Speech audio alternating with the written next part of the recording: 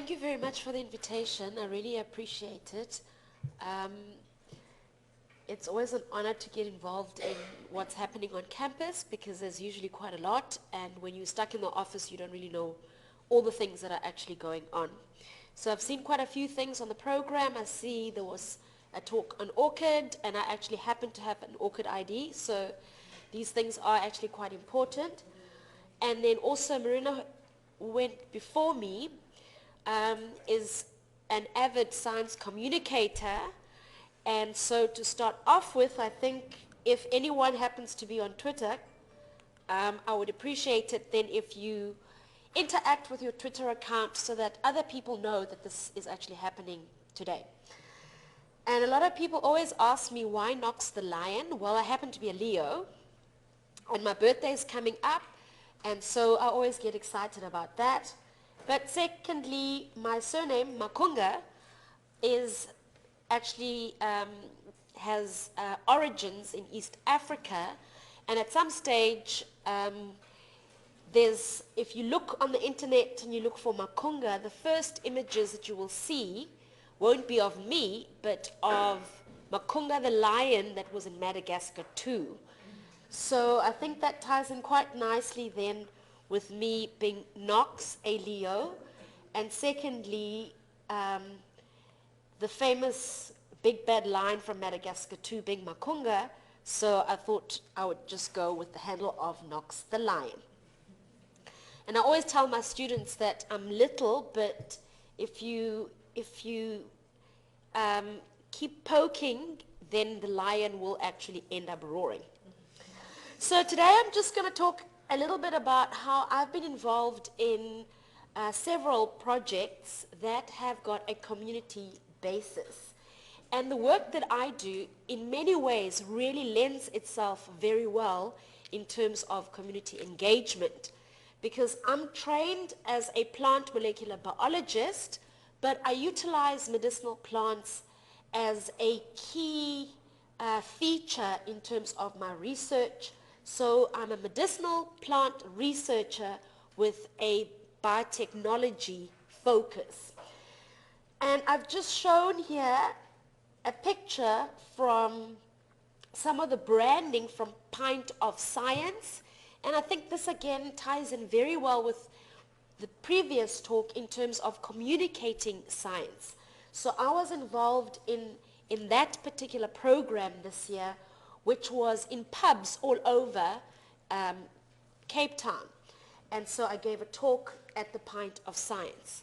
And so today I'm not really going to give a public type of talk such as the one that I gave in Pint of Science, but I'd like to outline my activities and give a few personal accounts in terms of the role that I've had in community engagement.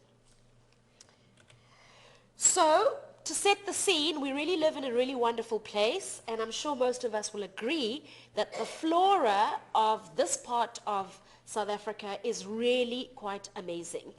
I mean, this little region right here, the Cape Floristic region, is regarded as a biodiversity hotspot, and I'm really happy to see Martin here today from the gardens, because he, amongst all of us, really appreciates that this flora is pretty unique. And in actual fact, not only is our flora here in South Africa unique, but they say that African flora as a whole is largely endemic, and it's not found anywhere else in the world.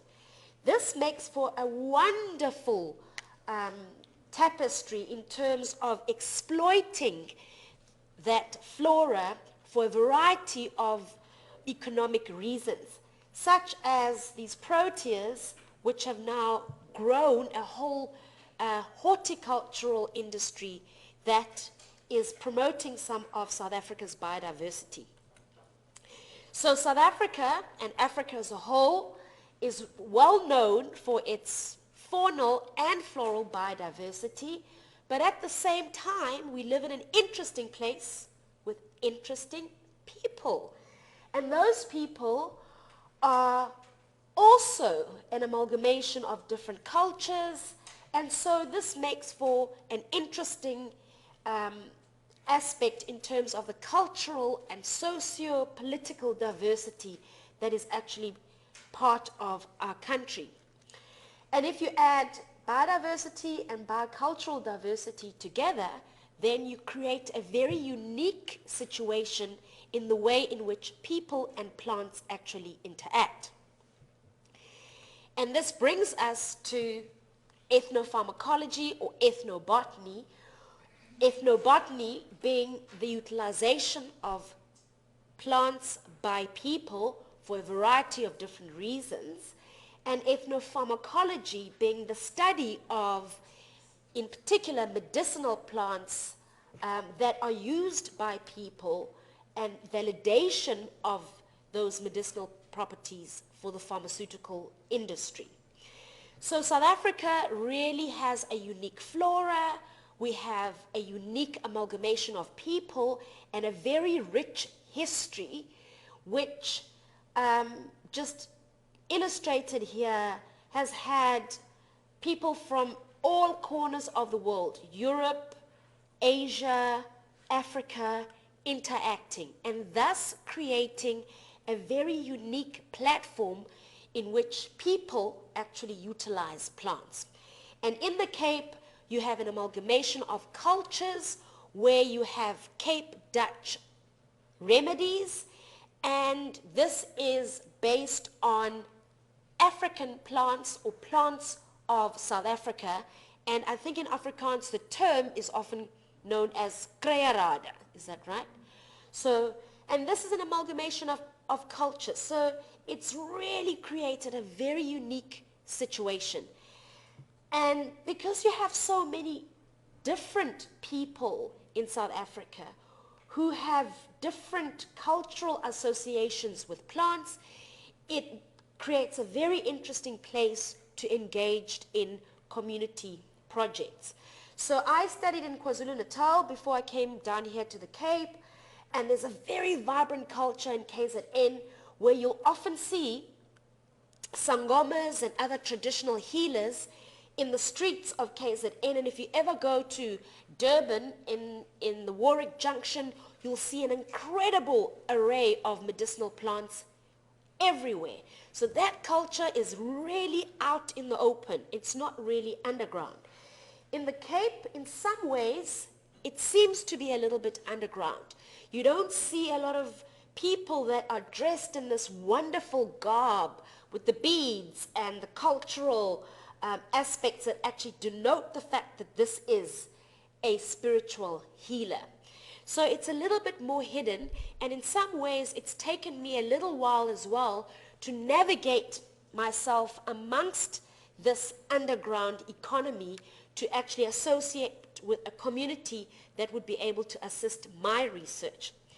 And this is very important because the South African government recognizes the value of studying cultural practices and indigenous knowledge. And I've just shown a picture here of a group of sangomas, amagricha in Xhosa, who are engaging in a cultural dance, and this is part of the ceremony of leading a young healer to actually graduate in terms of learning the practices of the trade.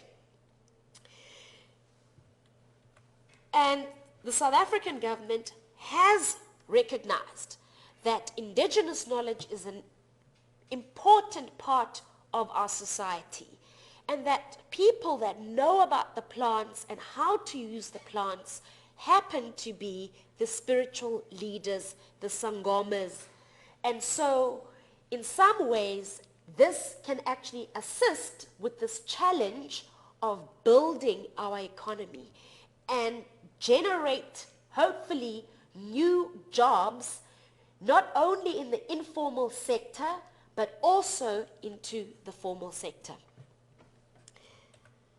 And so as part of that strategy, there is what is known as the South African Bioeconomy Strategy, and it has indigenous knowledge and the use of medicinal plants as one of the key pillars to build that bioeconomy. And I've just put a picture here of Pelargonium pseudoides, and I'm sure most of us are actually familiar with this particular product, Linctagon. I'm sure we've taken it. Very effective for upper respiratory infections, and this is a huge industry, not only in South Africa but also globally. So this product, Umqualaba, is actually a German product, and it's sold in a variety of different countries, from Brazil, New Zealand, Australia, the US, and it is based on this root of Pelargonium pseudoides. And I've also illustrated here a lady that's actually holding this Pelargonium pseudoides, because in the Eastern Cape, it is rural communities that actually go out and harvest Pelargonium, and then this Pelargonium is then utilized to manufacture products such as Linctagon.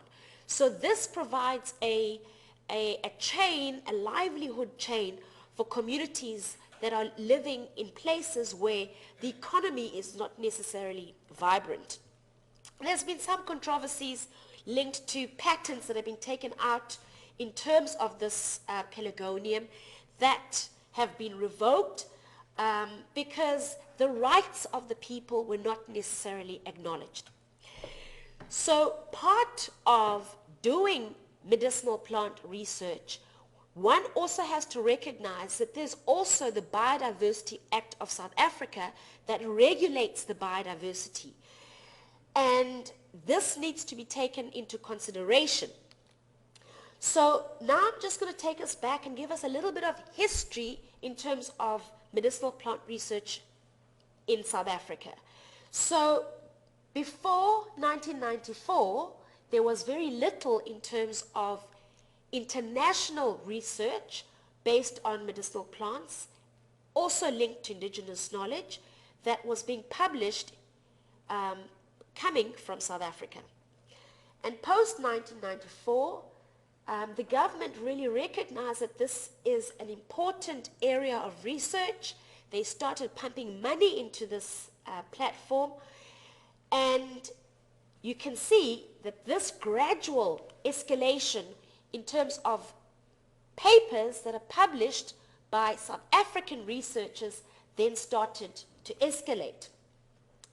And you can look at the numbers here. I mean, I think it's quite incredible because this summarizes from 2012 to 2014 the amount of papers that actually came from local researchers in international journals. So there's been this explosion in terms of medicinal plant research in South Africa. Which areas have been important? Well, globally, it's generally biochemistry that shares the largest part of this pie. 55% of papers internationally based on medicinal plants are linked to biochemistry, agriculture, and even pharmacology. So those are the key areas that are important. What about South Africa? What are we as local researchers actually doing? In South Africa, most of that research is actually based in terms of pharmacology. So we are still trying to understand this incredible diversity, which is used by 80% of our population, and trying to validate that, yes, it does have the pharmaceutical properties that are claimed by local users. And I'm going to just put this into context so that you understand. There's about 4,000 to 5,000 plants that South Africans are actually using in terms of traditional medicine. So there's a lot of material. And so this value here, 87%, is actually linked to that group of 4,000 to 5,000 plants. And we've only commercialized at this stage probably about 35 plants out of the 5,000. And yes, we've commercialized about 35, but I would say there's about 5 big players. I call these the big guns in terms of medicinal plants, or the big five in terms of medicinal plants of South Africa. And one of these plants, I'm sure some of us in this room had an interaction with it today. I don't know if you could perhaps give... It's a tea, it's a herbal tea, rooibos. So rooibos is really a key plant for South Africa.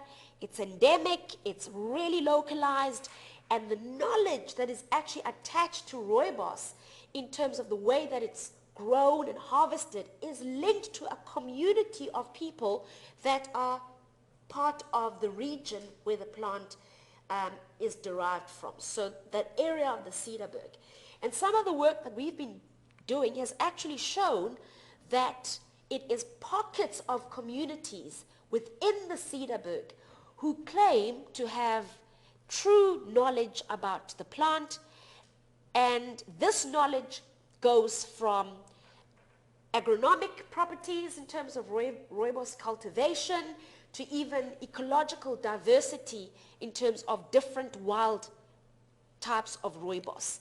But many of us are not interacting necessarily with all these different aspects, as most researchers in South Africa have focused on pharmacology, and especially in the area of KwaZulu-Natal.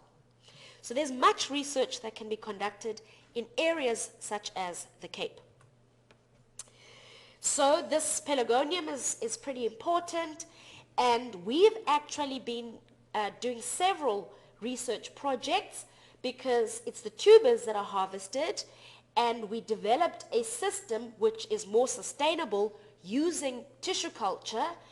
And I've just initiated a new project with a community in Rustlers Valley, and this is linked to Jane Naidu's new community project at Rustlers Farm, and we went and planted a whole bunch of pelargoniums, and we would like to see if this can be an alternative source of income for the people of that particular region.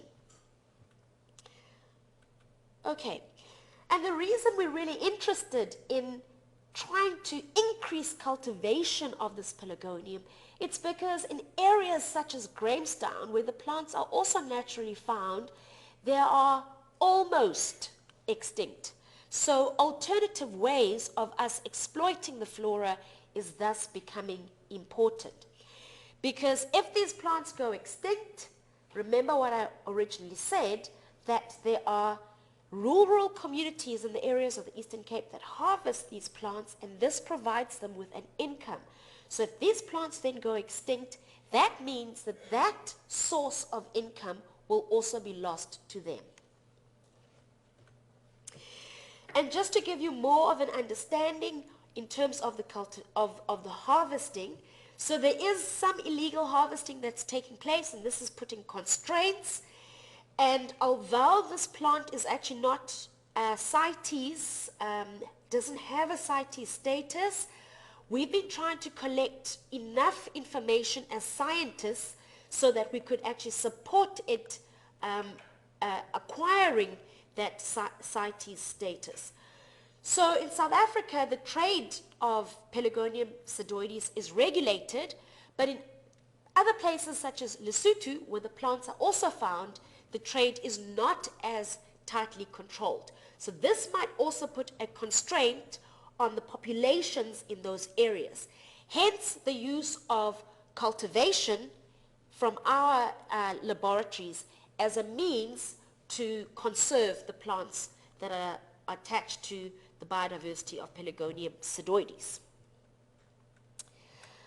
All right, so most of us, I'm sure, are quite well aware in this room that there's a lot of community-based science happening in South Africa. We might have heard of CREW, and this is a program that's actually linked to SANBI.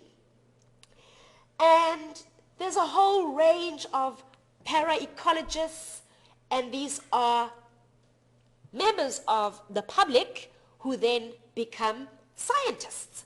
So they will go out there and record a variety of different species that they might actually encounter, and essentially conduct ecological research. So there's many kinds of these examples that are actually available, and I think initiatives such as CREW are really doing a wonderful recordal of different species.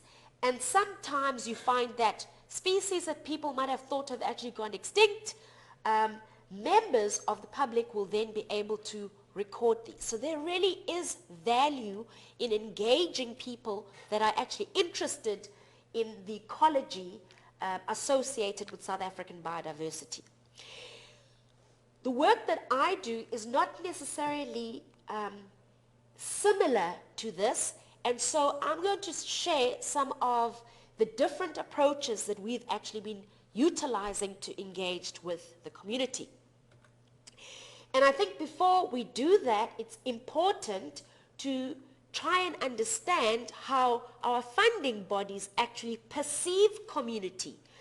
So the NRF has a community engagement funding instrument, and you can apply to the NRF to do community-based research. And the idea is to engage in research that's competitive globally, international research, which is entrenched in science engagement. But what I think is interesting about this is that community is defined in the broadest sense. So it really becomes difficult sometimes to pinpoint what is the community, what is community engagement. But I think the NRF has written it in such a way that it's broad, so one can actually utilize different routes in terms of community engagement. And this is basically what I'm going to outline, the kind of community work that we've been doing in our laboratories. And I also just want to make one point. I think often people are put off in terms of doing community research because they feel that they've got to go out there and do some kind of sort of social research where perhaps they might be donating things to the community. But in actual fact, you can engage the community as a research partner to do research. So I work together with a group of Cape Bush doctors. It's a collective of Rastaman, mainly Rastaman. So it's a collective of Rastafarian herbalists who claim Khoi and San heritage. And they feel that they carry the knowledge in terms of the plants of the fynbos and other parts of the Cape. And they've carried this knowledge throughout time because it is linked to their forefathers. And often they will distance themselves from the social construct, what is known as Babylon, and they try and link themselves back and push themselves back and live a nomadic lifestyle, similarly to the way in which the Aboriginal people of South Africa actually lived. Hence the sackcloth. They collect plants from the wild. They administer plants to a variety of different people that might be buying plants for health purposes, people that might be treating other people with plants. So they carry a large amount of information in terms of the medicinal plants of the Cape. And this group came about from the research of Lennox Olivier, who was doing a social science master's, and it was based on understanding issues linked to the bush doctors or the Bossy doctors and attached to conservation.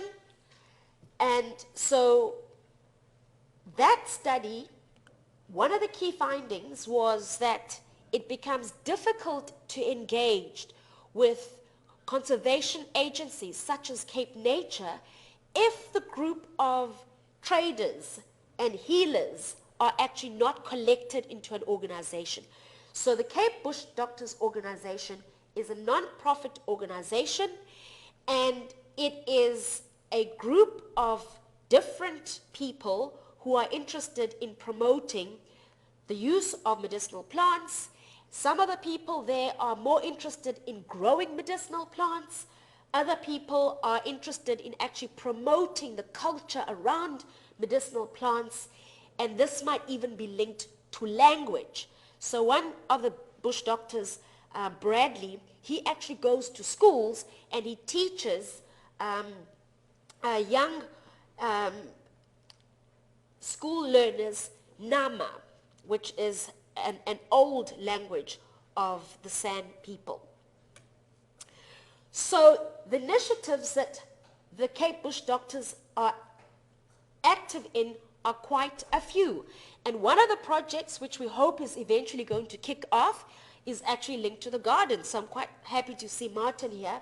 So there's been some negotiation in the Stellenbosch University garden, allowing for one or two of the bush doctors to take medicinal plant tours within the garden. So that's one initiative. The other initiative is for the bush doctors to actually record information that is linked to their elders. This is a picture of Jan Oor, and I love this picture because it shows him talking to a very young person, and this is how indigenous knowledge is actually transmitted.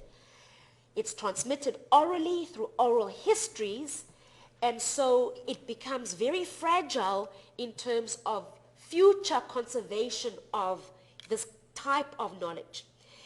Indigenous knowledge linked to medicinal plants is also not static. It's continuously changing as people are challenged by different medical issues.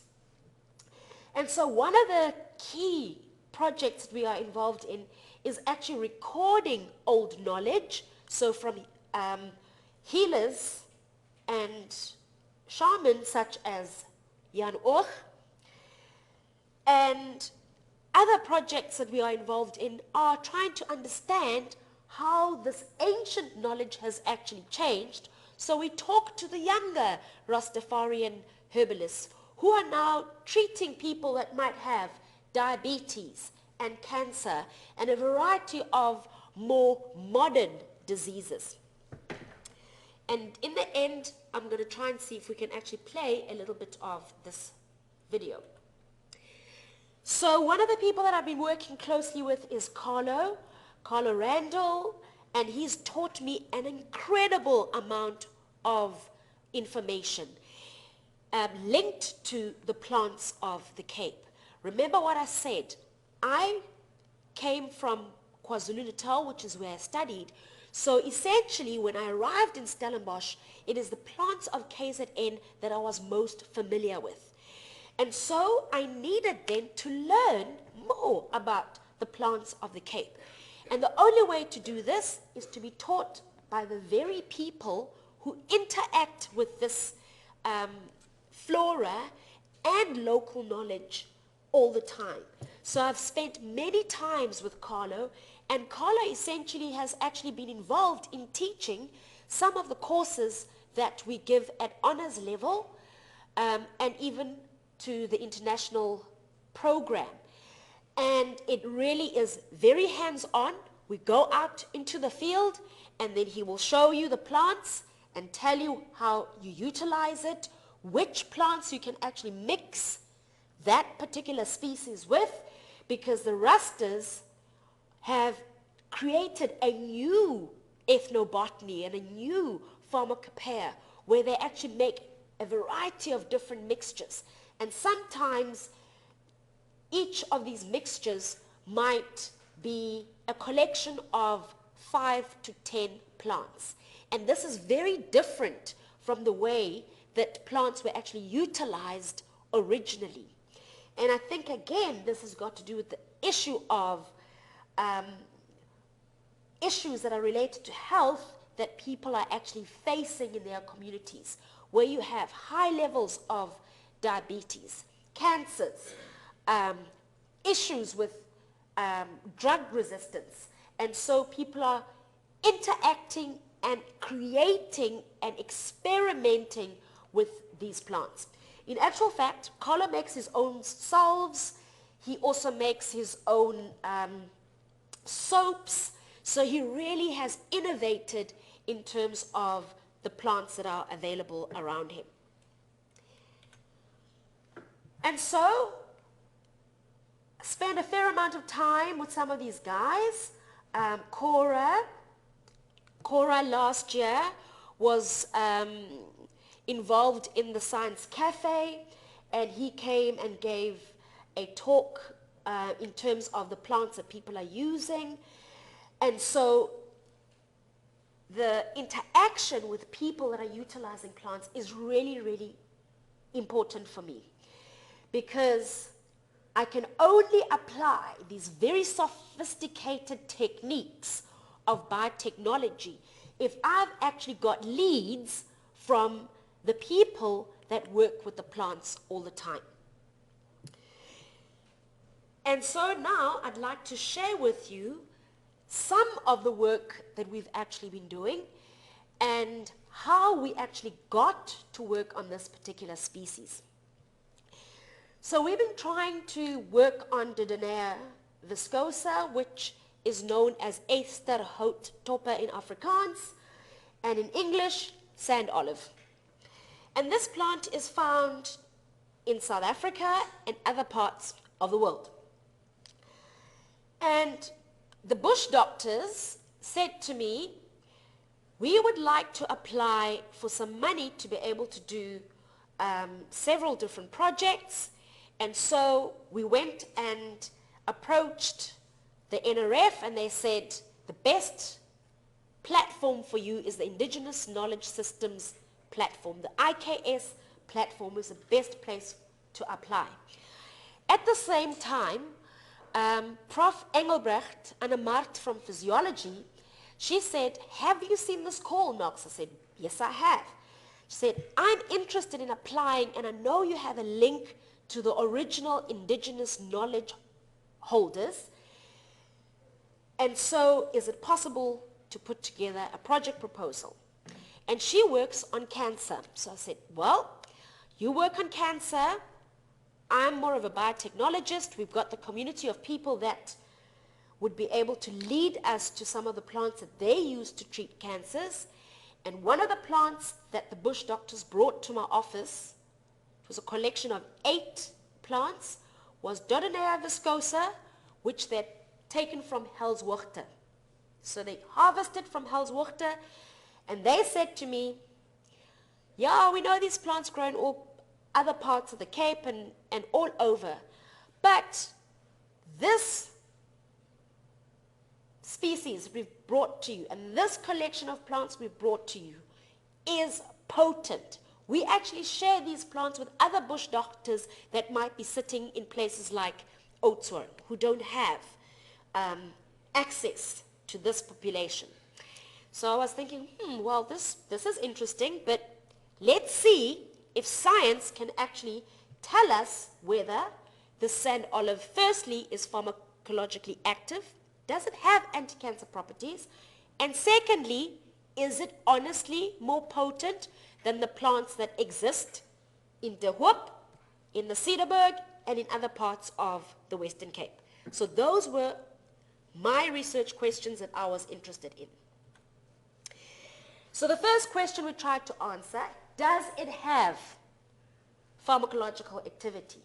And if you look at this, Prof. Engelbrecht provided the breast cancer cells, and they conducted this work in her laboratories. And then we compared this to a normal epithelial cell line, because you don't want to take something that's actually going to be mutagenic and create cancer. So you want to test it for cytotoxicity as well. So we tested the Dodonea, and the extracts were indeed biologically active.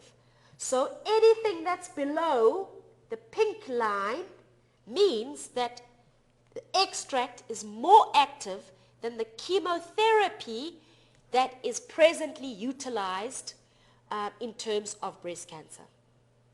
Wonderful. I got excited. And then we thought, okay, well, it's killing the cancer, but hopefully it's not killing too much of the breast epithelial line. Well, luckily, the effect is similar to what is pharmacologically acceptable. So, although yes, there's some of the normal cells are also dying, it's at the same extent as what is available commercially. And this is a good thing. So that first question was answered. Yes, Dodonea does have anti-cancer properties. High five to the bush doctors. And then we were interested in, okay, does it work in a biological system? Because that was in a cell line, in vitro. Does it work in a biological system? So now we did this work, which was conducted in physiology. What they do, unfortunately, is inject female mice in the breast with the cancer, and then they allow it to grow for a fairly long time until it's at late stage, and then we worked out the dosage based on what the bush doctors said. They said 3 times a day as AT for a 70 kilogram person. And so we gave the equivalent in terms of dose in a jelly block to the mice. And what was really interesting was that you have this decrease in the tumors at late stage. But what was even more fascinating, the DOX, which is the normal chemotherapy, leads to wasting of the animals. Our extract made the animals pick up weight. And this is very unusual for something that has anti-cancer activity. So what we think might be a way to approach this, we think that the suite of chemicals that are there are chemicals that are anti-cancer, but there are also chemicals which increase the activity of the immune system and also increase muscle mass. And so we are suggesting that instead of trying to extract the active ingredient here, we use the whole entire herbal concoction because it will have all of these different chemicals. And to utilize this as a supportive treatment or an adjunct treatment in terms of anti-cancer therapy. So if we're going to do that and use a whole concoction, we need to understand and be able to answer that last question, whether different populations of these plants might have better anti-cancer activity and better promotory effects. So we went to various different places and we did some work, and guess what? There's the Hellswachter population. It sits on its own. The chemistry is very different from the other populations that we tested. It was the most biologically active. It was the most effective. So yes, again, high five to the bush doctors because, again, they got that right. So yes, there are differences. Now the bush doctors also say when we go hiking, we don't just go up there and just go pick any plant. The mountain actually guides us. And we have to go to the center where you have that pyramid of the mountain. So we walk all the way up the mountain. I'm like, okay, this really sounds like a beautiful story. There's so much philosophy here. And I'm getting goosebumps because it sounds so spiritual. But is it true? And so we tried to test whether altitude differences were actually effective. And you know what? This was in De Hoop.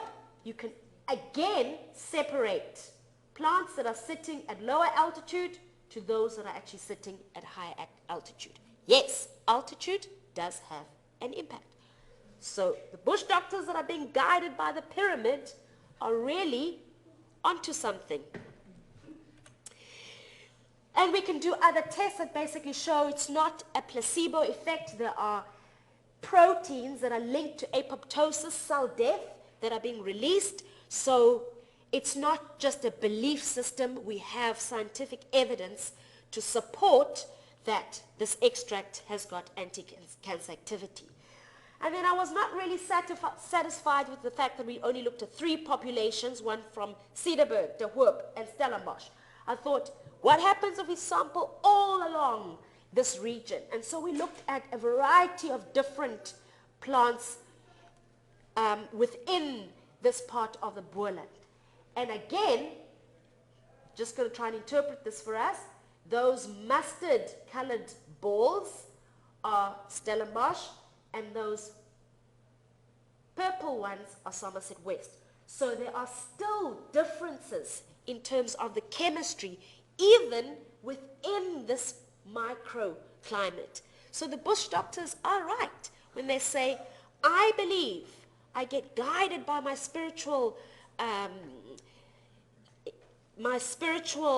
ancestors to a particular population to go and harvest. We can actually show that these micro differences in terms of plant populations actually do exist using very sophisticated chemical tools. So that basically brings me to the end of what I needed to say, and I'd just like to finish it off by thanking a few people. I really would like to thank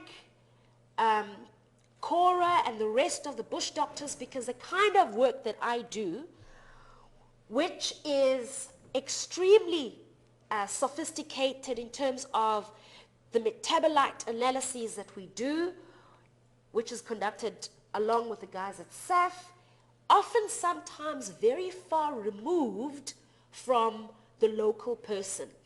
But it would not be possible if this community of people were willing to share what I sometimes call as secrets of ancestors or secrets of the elders.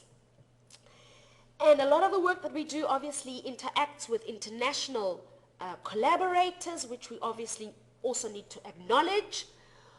And I've put up a picture of Sam there, and she has just currently is in Copenhagen to go and work there. And she was one of the first students to work on these projects that interact the Cape Bush Doctors community and us researchers here in Stellenbosch.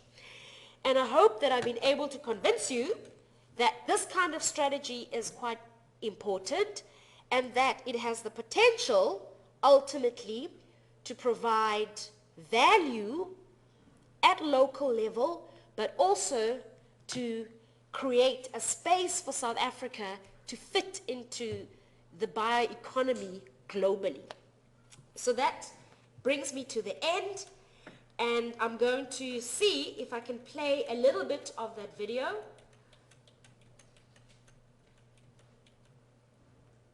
Okay, let me see if I can get there. Because this project was really totally led by the bush doctors. They got funding through the IPS platform, and then they said, we want to take our part of the money, go to Kalahari, and spend some time there and produce really documents. This then facilitated them being able to get additional funding from other resources. So I'm going to leave it now to play.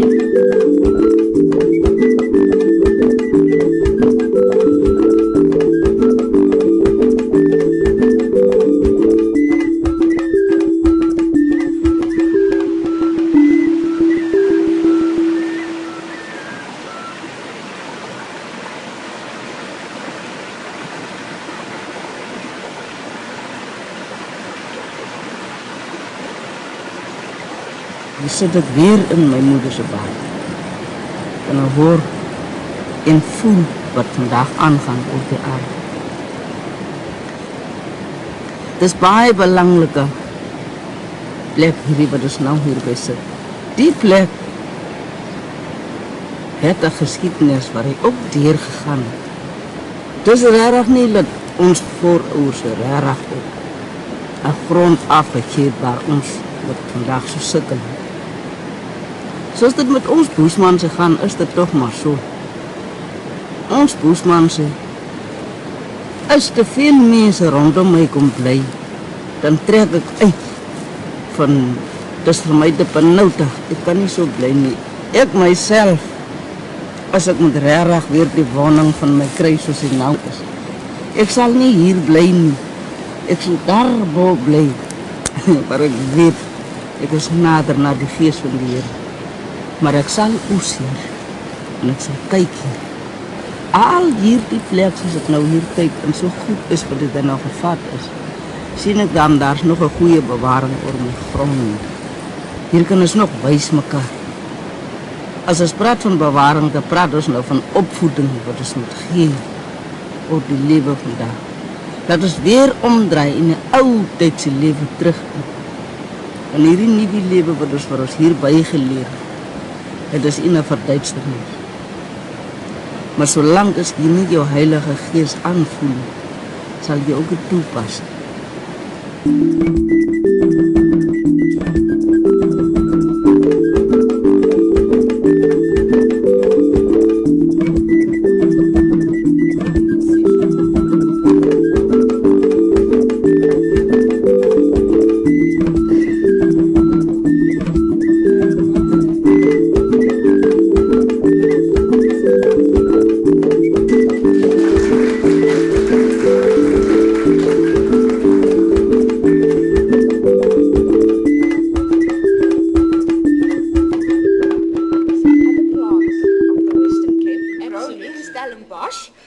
She can enjoy. My favorite plants, full of antioxidants. Thank you very much. Thanks. Thank you.